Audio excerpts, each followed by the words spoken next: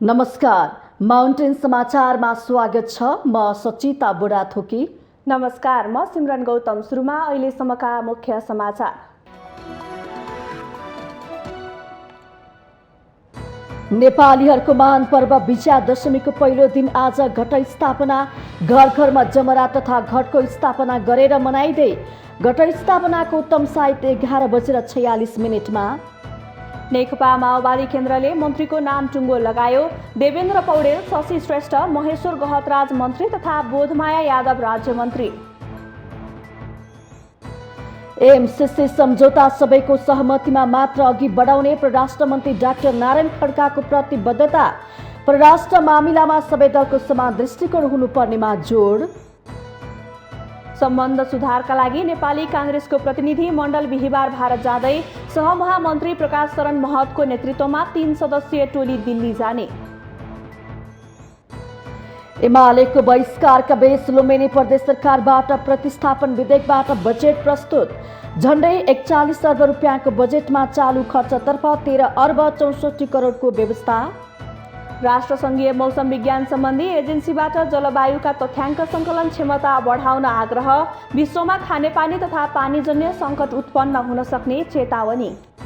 र Everest premier league APL T20 cricket अन्तर्गत आज दोस्रो क्वालिफायर खेल हुँदै भैरवा ग्ल्याडियर्स र पोखरा राइनोस बीच प्रतिस्पर्धा हुने।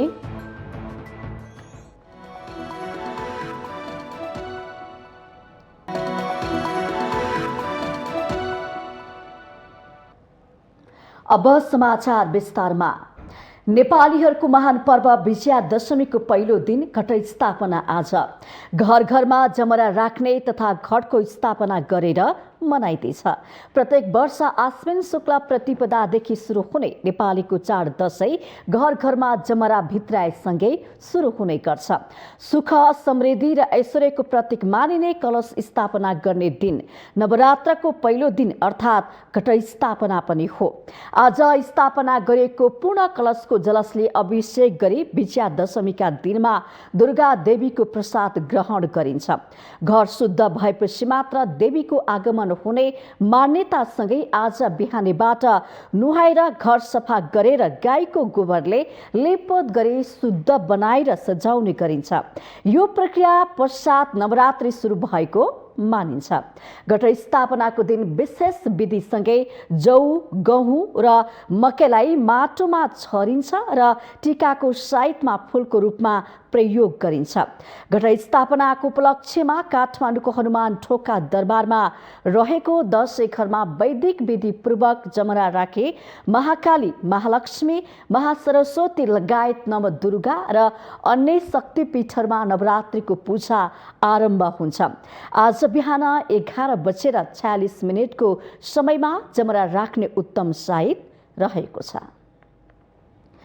हिमालयकी पुत्री पार्वतीको अर्को नाम हो शैलपुत्री। वृषभ वाहन भएका कारणले नै यी देवीलाई वृषरूढा नामले समेत चिन्ने गरिएको छ। शैलपुत्री दुर्गाको पहिलो रूप भएकोले पनि नवरात्रमा उनको पहिलो दिन घट स्थापना लगत्तै पूजा गर्ने गरिन्छ। अषाढ शुक्ल, आश्विन शुक्ल, माघ शुक्ल र चैत्र शुक्ल गरी वर्षमा 4वटा नवरात्रहरू पर्ने गर्दछन्।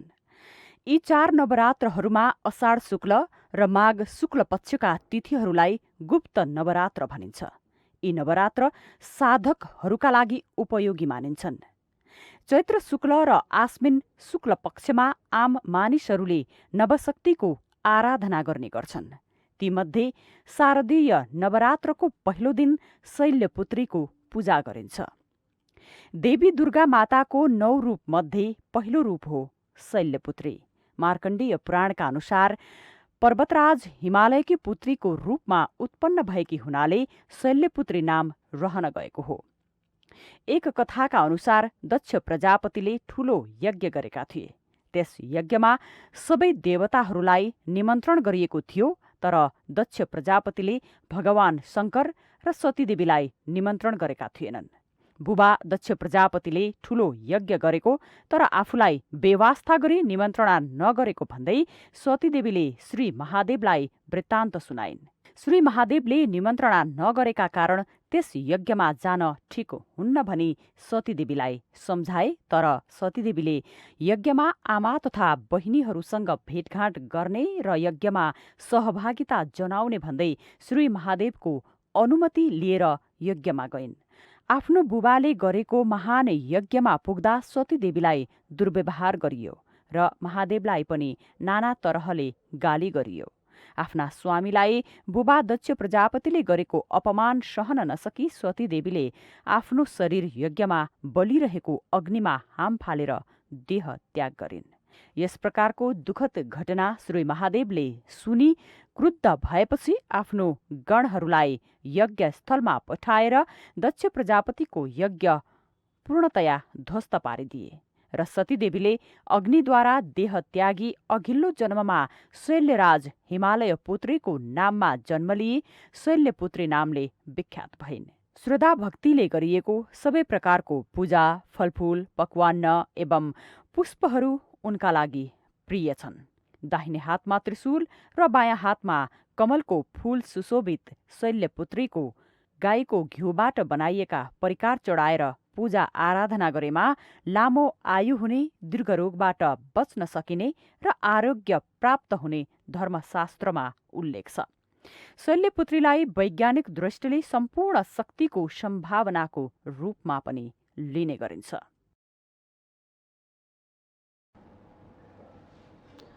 सत्ता गठबन्धनमा मन्त्रालय बाँडफाँडको टुङ्गो लागेसँगै शेरबहादुर देउबा नेतृत्व सरकारले पूर्णता पाउन लागेको छ।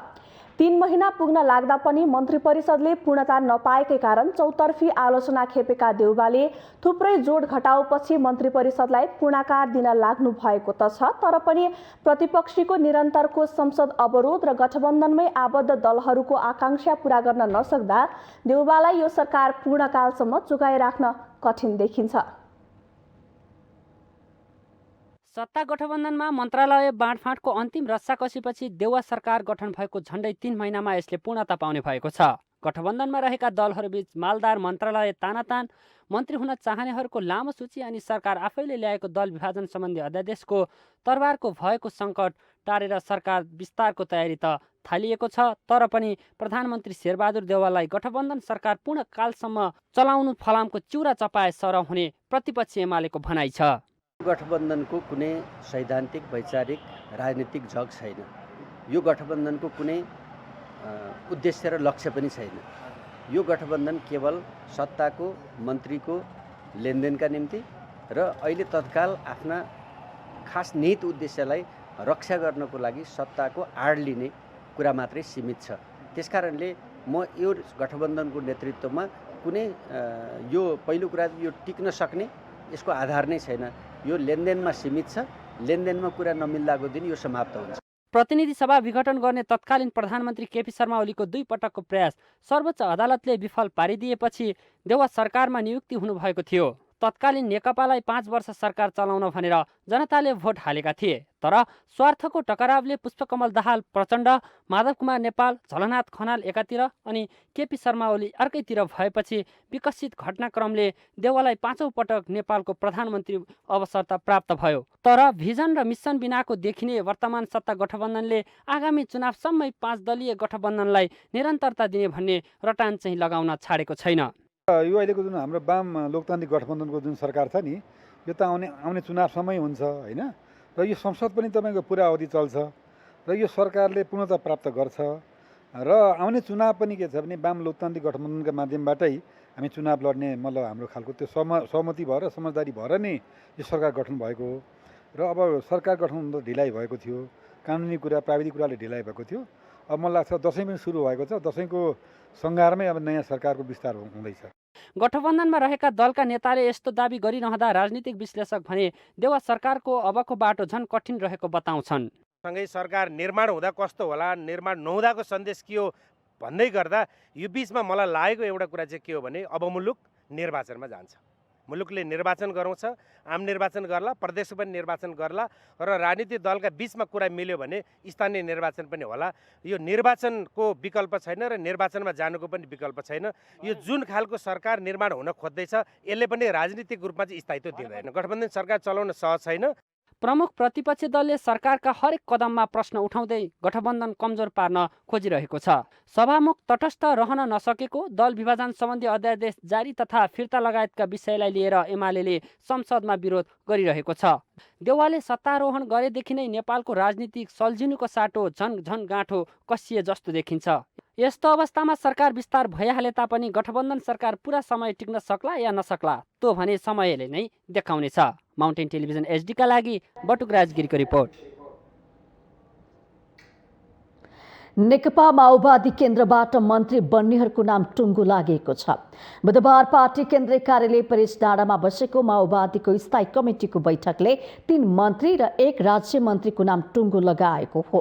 पार्टीको तर्फबाट देवेन्द्र पौडेल, शशि श्रेष्ठ, महेश्वर चन्द्र गहतराज मन्त्री तथा राज्य मन्त्रीमा बोधमाया यादवलाई सरकारमा पठाउने निर्णय भएको माओवादी केन्द्रका प्रवक्ता कृष्णबहादुर महराले जानकारी दिनुभएको छ।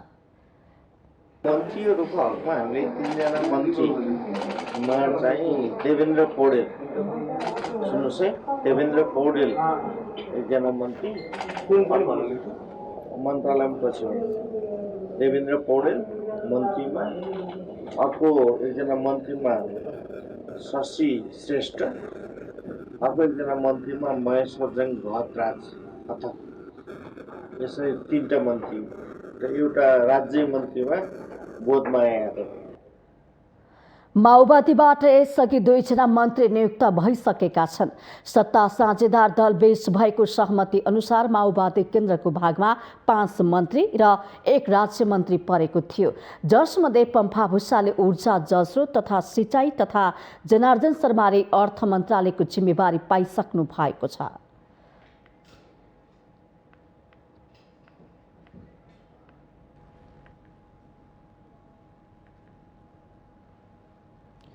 प्रदेश 2 का मुख्यमन्त्री लालबाबु राउतले प्रदेशसभामा विश्वासको मत प्राप्त गर्नुभएको छ। बुधबारको प्रदेशसभा बैठकमा उपस्थित 100 जना प्रदेशसभा सदस्यहरूको बीचबाट राउतले विश्वासको मत प्राप्त गर्नुभएको हो।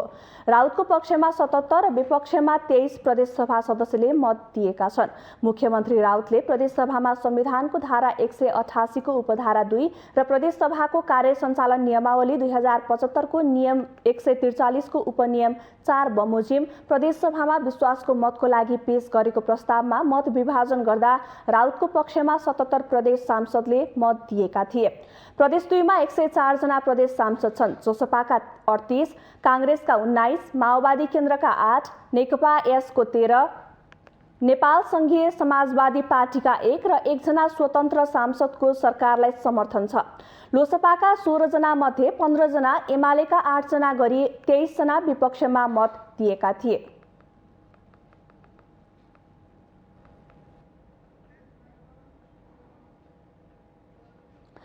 परराष्ट्र मन्त्री डाक्टर नारायण खड्काले मिलेनियम च्यालेन्ज कर्पोरेसन एमसीसी सम्झौता सबैको सहमतिमा मात्र अघि बढ्ने बताउनु भएको छ। संसदको अन्तर्राष्ट्रिय सम्बन्ध समितिको बुधबार बसेको बैठकमा मन्त्री खड्काले एमसीसी सम्झौता सबै दलहरूको सहमतिमा मात्रै अघि बढाउने बताउनु भएको हो। माओवादी र कांग्रेसको गठबन्धन सरकार भएका बेला तत्कालीन अर्थमन्त्रीले एमसीसी सम्झौतामा हस्ताक्षर गरेको स्मरण गराउँदै मन्त्री खड्काले राष्ट्रिय हितमा छ कि छैन भन्ने कुरा यसअघि किन अध्ययन नगरेको हो भनेर प्रश्न गर्नु भएको थियो। यो सहमतिका क्रममा 7 वटा परराष्ट्र मन्त्री बनिसकेको पनि उहाँले उल्लेख गर्नु भएको थियो। उहाँले सत्ता छँदा एउटा र बाहिर हुँदा अर्को आवाज निकाल्ने हो भने मित्र राष्ट्रहरूसँगको सम्बन्धको विश्वसनीयता हट्ने भन्दै सबै सम्झौताहरू गर्दा अध्ययन गरेर मात्रै हस्ताक्षर गर्न पनि सुझाव दिनुभयो। सालमा हामीले सहयोग गरेर आएका छौँ एमसीसीमा। त्यो सहयोग के हो त? एउटा अर्थमन्त्रीबाट नेपालको सबै मुलुकको अर्थमन्त्रीले सहयोग गरेर आएको। त्यो फेरि संयुक्त सरकार खास गरी 2टा माओवादी र कांग्रेसको सरकारको भएको बेला त्यो भइसकेपछि त्यसलाई हामीले औन गरेको नगर्ने, अनि त्योभन्दा अगाडि हामीले किन अध्ययन गरेनौँ? बाबुरामजीदेखि उत्थान भएर अहिलेको प्रधानमन्त्री शेरबहादुर देवाजीसम्म आइसक्यो। 7वटा प्रधानमन्त्रीजी इन्भल्भ भइसक्नु भयो, आदरणीय मान्यज्यूहरू। अनि होराहरू कहाँ छौँ हामीहरू? हामीले सत्तामा हुँदा एउटा आवाज, बाहिर हुँदा अर्को आवाज गऱ्यौँ भने विश्वसनीयता हट्छ। बैठकमा अबको नेपालको परराष्ट्र नीति कस्तो बनाउने भन्ने बारेमा छलफल भएको थियो। मन्त्री खड्काले सांसदहरूको प्रश्नको जवाफमा अबको परराष्ट्र नीतिले नजिकका मित्र र अन्य परराष्ट्र सङ्घको सम्बन्धलाई एकताबद्ध गरेर जानुपर्ने बताउनु भएको थियो।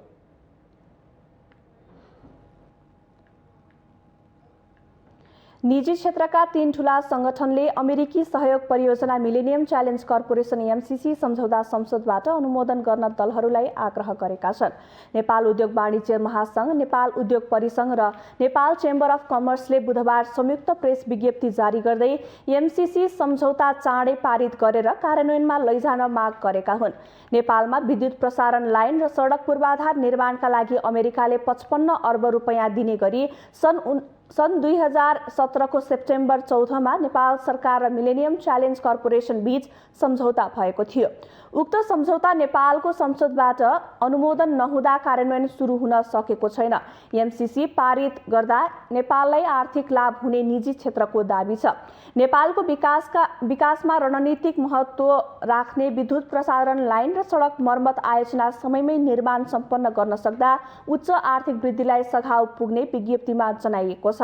विज्ञप्तिमा कोरोना महामारीपछि अर्थतन्त्रको सुधारका लागि र दीर्घकालमा विद्युत निर्यात एवं प्रविधि हस्तान्तरणको अवसर एमसीसीबाट प्राप्त हुने सम्भावना रहेको उल्लेख छ। एमसीसी अन्तर्गतका आयोजना सुरु भएको 5 वर्षभित्र सम्पन्न गर्नुपर्ने व्यवस्थाले विकास सुशासनका लागि समेत नमुना बन्न सक्ने भन्दै 30 भन्दा धेरै मुलुकमा एमसीसी अन्तर्गत परियोजना निर्माण भइसकेकाले नेपालमा पनि सहज कार्यान्वयन हुनेमा विश्वस्त रहेको निजी क्षेत्रको भनाइ छ।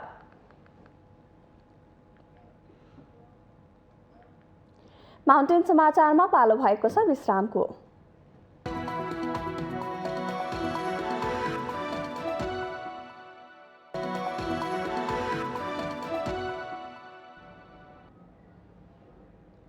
विश्रामपछि स्वागत छ। अब बाँकी समाचार। सत्तारूढ नेपाली कांग्रेसको प्रतिनिधि मण्डल आज भारत भ्रमणमा जाने भएको छ। सत्तारूढ भारतीय जनता पार्टी र सरकारसँगको सम्बन्ध सुधारको लागि नेपाली कांग्रेसका सहमहामन्त्री एवं पूर्व परराष्ट्र मन्त्री डाक्टर प्रकाश महत नेतृत्वको 3 सदस्यीय प्रतिनिधि मण्डल नयाँ दिल्ली जान लागेको हो। भारतीय जनता पार्टीका वैदेशिक मामिला विभाग प्रमुख विजय चौथाइवालेको निमन्त्रणामा जान लागेको सो प्रतिनिधि मण्डलमा कांग्रेस नेताहरू उदय शमशेर जबरा र अजय चौरसिया समेत रहनु भएको छ। भारत भ्रमणको क्रममा भारतीय जनता पार्टी र सरकारको पनि उच्च पदस्थ अधिकारीहरूसँग भेट गरी दुई पार्टी बीचको सम्बन्ध विकास गर्ने र सरकार बीचको पनि सम्बन्ध विकासमा सघाउ पुर्याउने गरी आफूहरू भारत भ्रमण जान लागेको डाक्टर महतले जानकारी दिनु भएको छ। नयाँ दिल्ली, लखनऊ र बनारसमा हुने छलफलले दुई देशबीचको एक अर्काप्रतिको चासो र चिन्तालाई सम्बोधन गर्न र कुनै समस्या देखे तत्काल समाधान गर्न पनि सघाउ पुर्याउने उहाँले बताउनुभयो। एकअर्काप्रति यी सबै कुराहरूमा जति ज्यादा हाम्रो अन्तर्क्रिया हुन्छ, भेटघाट हुन्छ, अन्डरस्ट्यान्डिङको लेभल, बुझाइको लेभल बढ्छ र जब दुई पार्टीको बीचको बुझाइको लेभल बढ्छ त्यसले दुई देशको सम्बन्धमा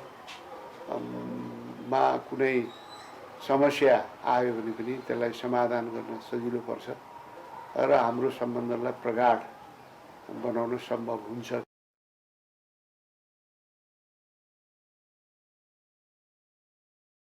पूर्व परराष्ट्र मन्त्री समेत रहनुभएका कांग्रेस सहमहामन्त्री महतले दुई पार्टी बीचको छलफलले दुई मुलुकको बीचको नेतृत्व र जनता बीचको सम्बन्धलाई पनि बलियो बनाउने विश्वास व्यक्त गर्नुभएको छ।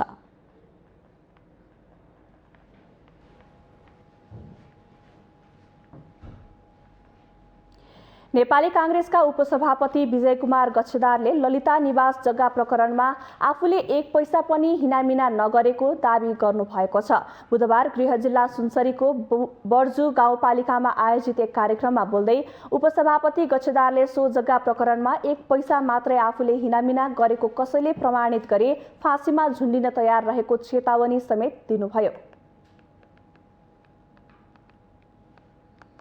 मैले चुनौती दिएको छु प्रेस कन्फरेन्सबाट, अझै पनि म चुनौती दिन चाहन्छु अहिले पनि कि एक लाल पैसा पनि मैले त्यो बालवाटार जग्गा प्रकरणमा एक लाल पैसा पनि मैले हिनाबिना गरेको कसैले प्रमाणित गरिदियो भने म मृत्युदण्ड भोग्न तयार छु, फाँसीमा झुन्डिन तयार छु। मेरो चुनौती छ राज्यसँग। उपसभापति गच्छदारले केपी ओली नेतृत्वको सरकारले आफू काङ्ग्रेसमा प्रवेश गरेपछि प्रतिशोध साधेर अख्तियार दुरुपयोग अनुसन्धान आयोगमा मुद्दा दर्ता गराएको आरोप समेत लगाउनुभयो।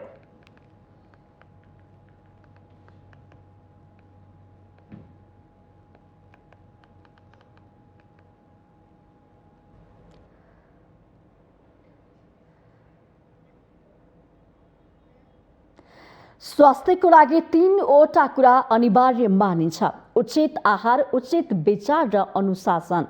स्वस्थ जीवनयापनको लागि हामीले अनुशासित दिनचर्या पालना गर्न आवश्यक छ। तर पछिल्लो समय आधुनिक जीवनशैलीका नाममा मोटोपना, डिप्रेसन लगायत अनेक दीर्घ रोगीहरू बढ्दो क्रममा छ।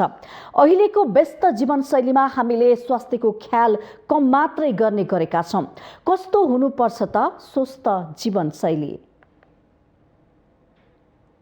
पछिल्लो समय उमेरको अनुपातमा धेरै तौल अर्थात् मोटोपन हुनेको संख्या बढ्दो छ। शहरिया व्यस्त जीवनशैली बिताइरहेका नागरिकका लागि दैनिक शारीरिक कसरतको समय हुँदैन भने खानपिनमा पनि धेरै विचार पुर्याउन सकिरहेका हुँदैनन्। यसबाट विभिन्न स्वास्थ्य समस्या आइपर्ने गरेको छ।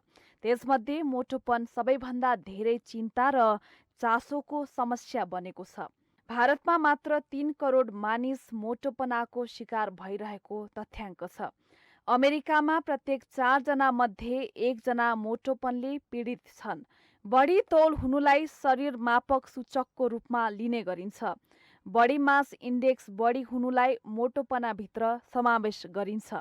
यसबाट हृदयघात, मस्तिष्कघात, मधुमेह, क्यान्सर, युरिक एसिड, उच्च रक्तचाप लगायतका रोग लाग्ने गर्दछन्। मोटोपना विभिन्न कारणले हुने गर्दछ।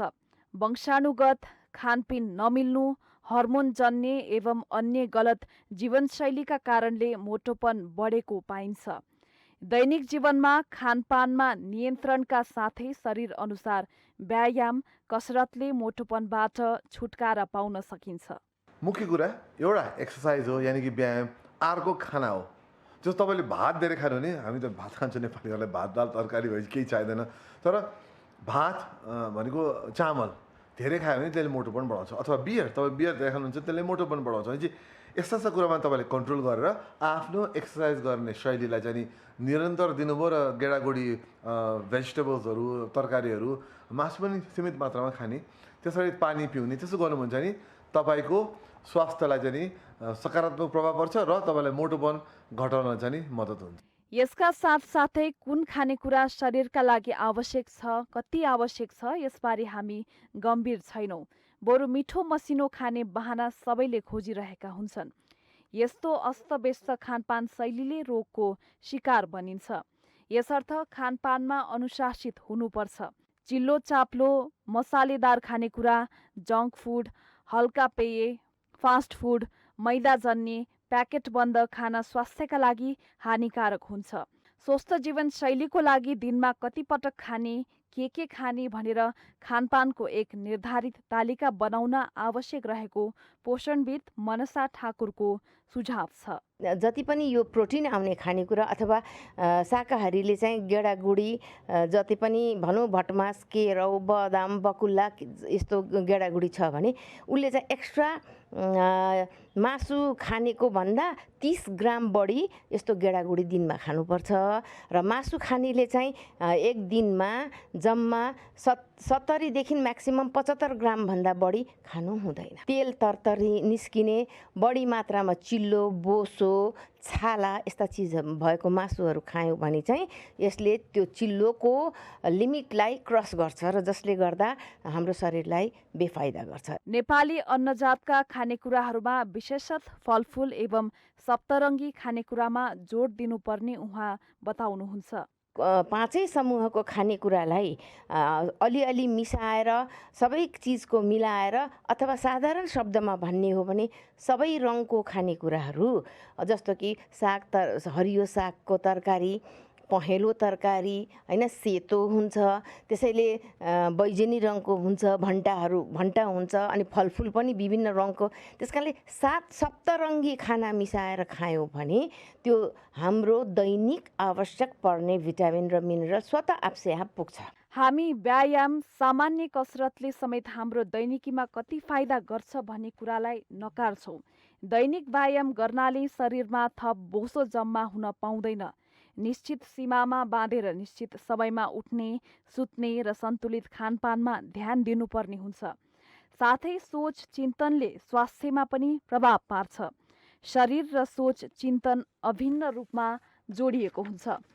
तसर्थ सकारात्मक सोचौँ, खानामा फलफुल सलाद समावेश गरौँ, दैनिक व्यायाम गरौँ, आफ्नो शरीरलाई आवश्यक पानी पियौँ, सन्तुलित भोजन गरौँ, स्वस्थ जीवनशैली अपनाऊ। यसरी दैनिक तालिका नै अनुशासित भए विभिन्न खाले रोगबाट मुक्त हुन सहयोग पुग्दछ। माउन्टेन टेलिभिजन एचडीका लागि सिमरन लुइटेलको रिपोर्ट। लुम्बिनी प्रदेश सरकारले प्रतिस्थापन विधेयक मार्फत झण्डै 41 अर्ब रुपैयाँको बजेट ल्याएको छ। प्रमुख विपक्षी नेकपा एमालेको बहिष्कारका बीच लुम्बिनी प्रदेशका आर्थिक मामिला तथा सहकारी मन्त्री कृष्णध्वज खड्काले बुधबार प्रदेश सभा बैठकमा 40 अर्ब 95 करोड 97 लाख रुपैयाँको नयाँ बजेट प्रस्तुत गर्नुभएको हो। चालु खर्चतर्फ 13 अर्ब 64 करोड 57 लाख 10,000 रुपैयाँ र पुँजीगत खर्चतर्फ 22 करोड 47 लाख 15 लाख रुपैयाँ विनियोजन गरिएको छ। स्थानीय तहमा वित्तीय हस्तान्तरणका लागि 4 अर्ब 84 करोड 23 लाख रुपैयाँ अर्थात् 11.82% विनियोजन गरिएको छ।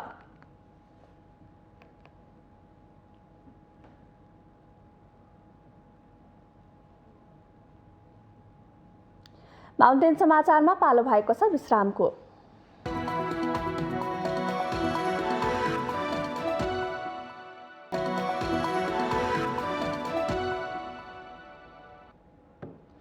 विश्रामपछि स्वागत छ। अब बाँकी समाचार। दूरसञ्चार सेवालाई सस्तो र सबैको पहुँचमा पुर्याउनु पर्नेमा सरकारवालाहरूले जोड दिएका छन्। बुधबार काठमाडौँमा आयोजित दूरसञ्चार क्षेत्रलाई थप प्रतिस्पर्धात्मक बनाउन के गर्ने विषयका अन्तर्क्रिया कार्यक्रमका वक्ताले दूरसञ्चार सेवालाई सबैको पहुँच हुने गरी सस्तो र सेवालाई चुस्त दुरुस्त बनाउनु पर्नेमा जोड दिएका छन्। कार्यक्रममा बोल्दै उपभोक्ता अधिकार कर्मी प्रेमलाल महर्जले नेपालको दूरसञ्चार सेवा प्रभावकारी हुन नसकेको गुनासो गर्नु भएको थियो। हाम्रो सेवा तपाईको 5G पनि चाहिँदैन, 4G पनि चाहिँदैन। हामीलाई त एउटै गर्न प्रेमजीलाई सुपर मूल्यमा सहज तरिकाले नन इन्टरप्टेड सेवा दिनुहोस्। हामीले मागेको यति हो। तपाईले यो दिनु भएकै छैन। तपाईले यो दिनुहोस् अनि प्रतिस्पर्धामा सुधार हुन्छ, थप सुधार हुन्छ। म त यति मात्र भन्छु, तपाई 5G ल्याएर यहाँ सुधार हुनेवाला मैले देखेन। नेपाल टेलिकमका प्रवक्ता राजेश जोशीले टेलिकमले आफ्ना सेवाहरूलाई क्रमशः अपग्रेड गरिरहेको बताउँदै हाल टेलिकमले अप्टिकल फाइबर मार्फत सुविधा दिइरहेको पनि उल्लेख गर्नुभयो। प्रविधि बाहिरबाट ल्याउनु पर्ने तथा सामग्री खरिदको लागि आफूहरूले गर्नुपर्ने प्रक्रिया लामो हुँदा भनेकै बेलामा खरिद गर्न नसकेको कारण प्रतिस्पर्धा गर्न गाह्रो परेको उहाँको भनाइ छ। बिस्तारै अपग्रेड गरिरहेका छौँ सिस्टमलाई। एउटा सिस्टम ल्यायो 20 वर्ष चलायो त्यो होइन, अथवा 40 वर्ष चलायो त्यो होइन। नेपाल टेलिकमले इन्भेस्ट गरिरहनुपर्छ। नेपाल टेलिकमले कुनै पनि इक्विपमेन्ट पुरानो भएपछि त्यसलाई अब्सोल्युट भएपछि हटाउनुपर्छ, नयाँ सिस्टम ल्याउनुपर्छ। कम्पिटिसन एकदम राम्रो वर्ड सुनिन्छ नि, प्रतिस्पर्धा हुने चाहिँ एकदम एट्र्याक्टिभ छ। इन्फ्रास्ट्रक्चर सेयरिङ एकदम एट्र्याक्टिभ छ हैन। त्यो रियलाइज गर्न त्यति नै गाह्रो छ। नेपाल दूरसञ्चार प्राधिकरणका निर्देशक मेन प्रसाद अर्यालले युटिएल र स्मार्ट कम्पनीको प्रभावकारिता कमजोर भएको भन्दै यसको विकल्पको बारेमा प्राधिकरण र मन्त्रालयले सोचेको बताउनु भएको छ। प्राधिकरणले मध्य पहाडी क्षेत्र भएर 77 जिल्ला सदरमुकाम जोड्ने सूचना मार्ग निर्माण गरिरहेको जानकारी निर्देशक अर्यालले दिनुभयो। हेर्ने भने र अरु हाम्रो युटिएल त्यस्तै स्मार्टको चाहिँ मार्केट हिस्सा उहाँको पर्फर्मेन्स चाहिँ रिलेटिभली कमजोर नै छ, फितलो नै छ। उहाँहरूले आफ्नो ठाउँबाट गर्नुपर्ने कुरा धेरै छन्। त्यसको लागि नेपाल दूरसञ्चार प्राधिकरणले आफ्नो हिसाबले उहाँलाई घचघच्याउने अथवा दण्ड सजायसँग सम्बन्धित विषयहरूमा पनि हामी अगाडि बढेकै छौँ। आगामी दिनमा उहाँको पर्फर्मेन्सलाई कसरी चाहिँ अगाडि बढाउन सकिन्छ, आइदर चाहिँ उहाँले बेटर गर्नु पर्यो, राम्रो गर्नु पर्यो। प्रतिनिधि सभा सदस्य भीमसेन दास प्रधानले सरकार अस्थिर रहने र एउटा मन्त्रीले बनाएको नीतिबारे अर्कोले अपनत्व ग्रहण नगर्ने परिपाटीले गर्दा स्थिति बन्न नसकेको बताउनुभयो।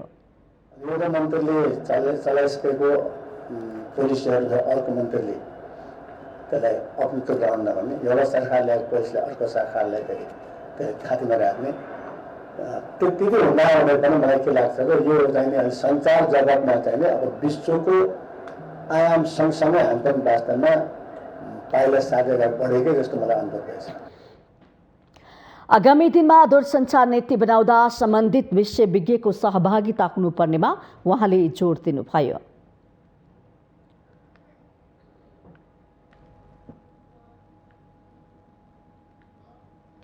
महानगरीय ट्राफिक प्रहरी महाशाखाले नम्बर प्लेट नराखी चलाएका 219वटा मोटरसाइकललाई नियन्त्रणमा लिएको छ।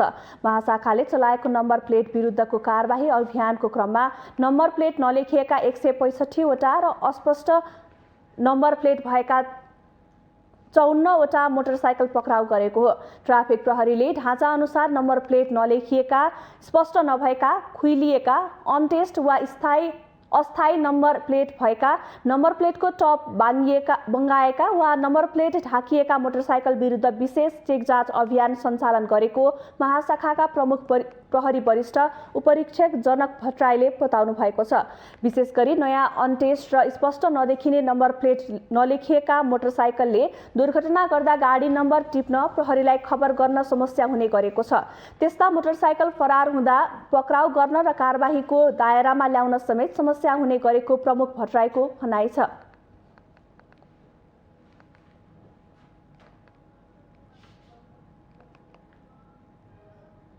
हामीसँग आर्थिक, अन्तर्राष्ट्रिय र खेल समाचार बाँकी नै छन्। माउन्टेन समाचारमा पालो भएको छ विश्रामको।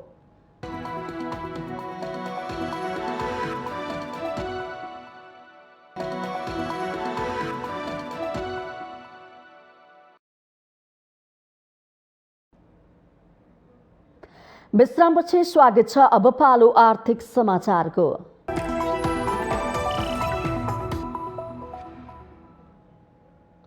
नेपाल राष्ट्र बैंकले बुधबार थप 20 अर्ब रुपियाँ बराबरको रिपो जारी गरेको छ।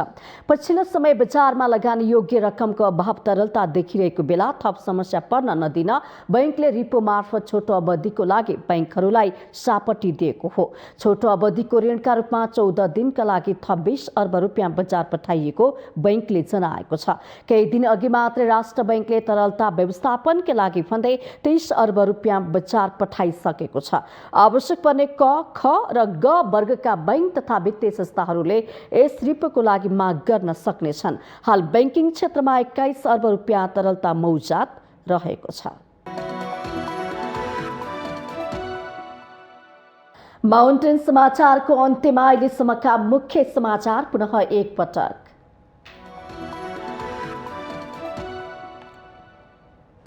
नेपालीहरूको महान पर्व विजया दशमीको पहिलो दिन आज घट स्थापना, घर घरमा जमरा तथा घटको स्थापना गरेर मनाइँदै घट स्थापनाको उत्तम साहित्य 11:46 नेकपा माओवादी केन्द्रले मन्त्रीको नाम टुङ्गो लगायो। देवेन्द्र पौडेल, शशि श्रेष्ठ, महेश्वर गहतराज मन्त्री तथा बोधमाया यादव राज्य मन्त्री।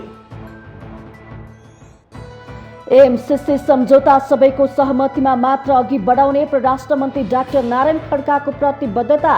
परराष्ट्र मामिलामा सबै दलको समान दृष्टिकोण हुनुपर्नेमा जोड।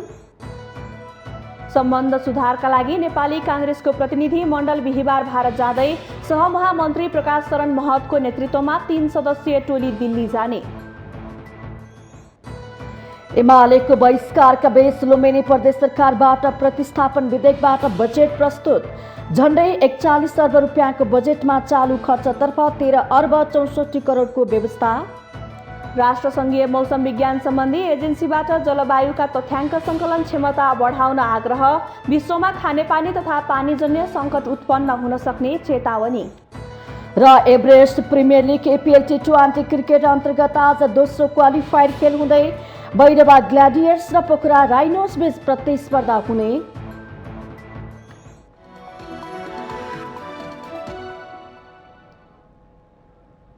माउन्टेन समाचार अहिलेलाई सकियो। सत्य, तथ्य र निष्पक्ष समाचारका लागि माउन्टेन टेलिभिजन एचडी हेर्दै रहनुहोला। नमस्कार।